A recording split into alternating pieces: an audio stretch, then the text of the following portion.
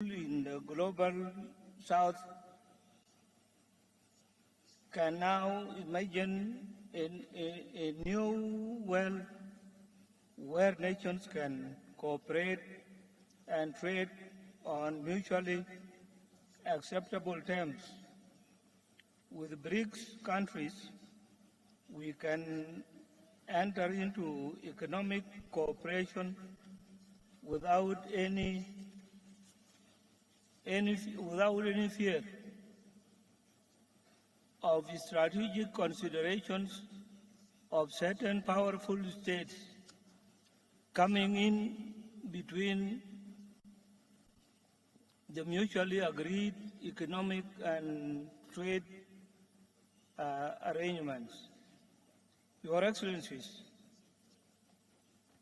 given that BRICS stands for alliance with our vision of multilateral institutions, I am publicly announcing that South Sudan is interested in joining the bloc, subject to meeting criteria set by the organization. Like other states that have expressed their interest in joining this organization, we hope that BRICS will become for us the institution that believes in and cherish sovereign equality of states, not only in words, but also in its practices. As a young country with numerous development-related challenges, South Sudan will be looking at BRICS alternative financial system as an avenue to borrow from, to fast-track roads building, boost agricultural production, and in the long term, build its industrial and manufacturing capacity. Excellencies, ladies and gentlemen, thank you very much for listening.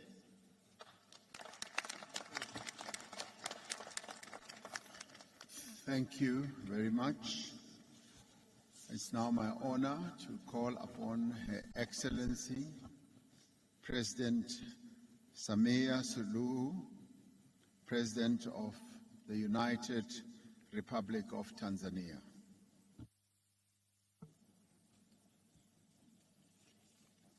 Your Excellency Cyril Ramaphosa, President of the Republic of South Africa, heads of state and government of BRICS member states, fellow heads of states and governments of the African Union member countries, ladies and gentlemen, it is both a pleasure and an honor to join you in this beautiful city of Johannesburg for the 15th BRICS Summit.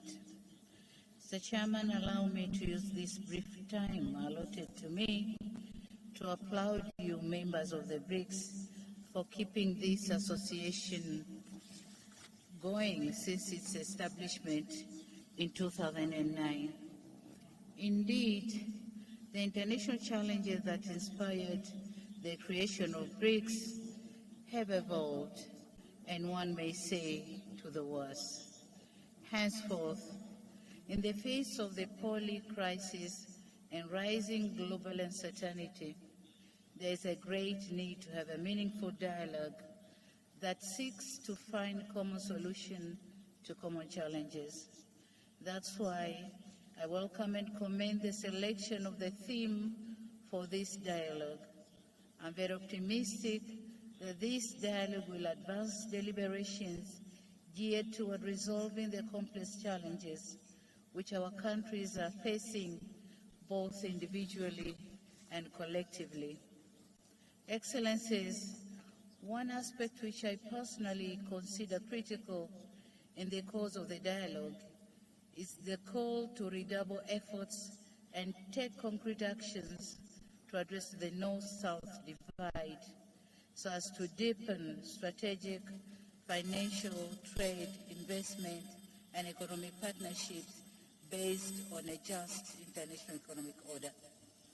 It is gratifying, however, to note that amidst these challenges, the BRICS offer a possibility of coming up with a more equitable, balanced, and fair mechanism to deal with an international economic order that has thus far remained unattainable and an elusive aspiration. It is on these grounds that BRICS African Partnership needs to focus on unlocking potential opportunities on the continent towards realization of both Agenda 2063 and the Sustainable Development Goals, which includes the operationalization of African Free Trade Area. Forging ahead, Tanzania envisages the BRICS African Partnership that supports African endeavors in promoting and strengthening regional value chains, and furthermore, partnership that can promote or help African producers to be able to gain access to broader export markets.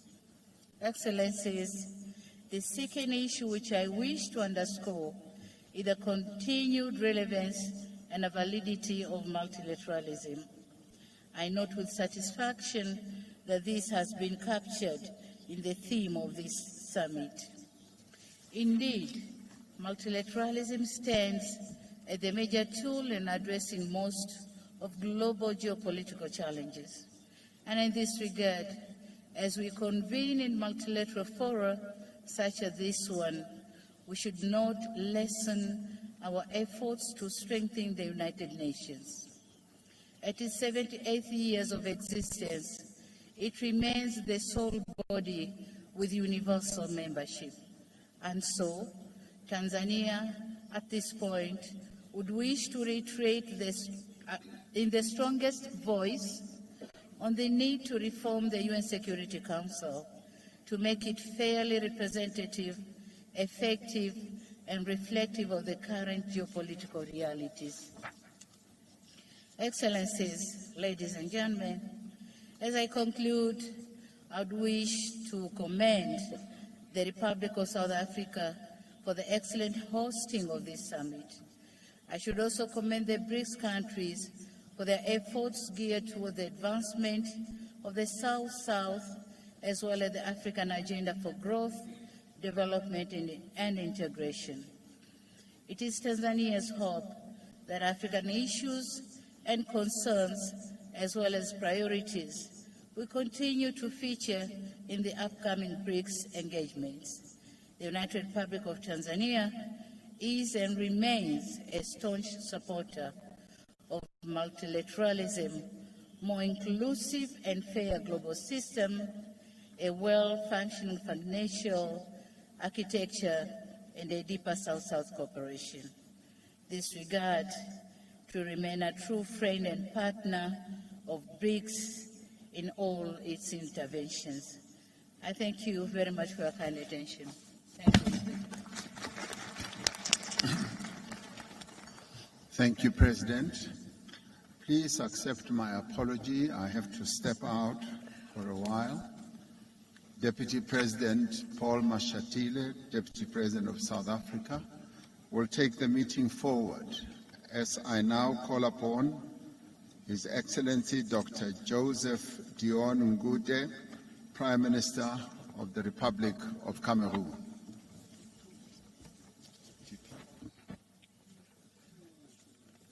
Your Excellency Cyril Ramaphosa, President of the Republic of South Africa, your brother and counterpart, the Head of State of Cameroon, His Excellency Paul Biya, received your kind invitation to attend the 15th BRICS Summit here in Johannesburg.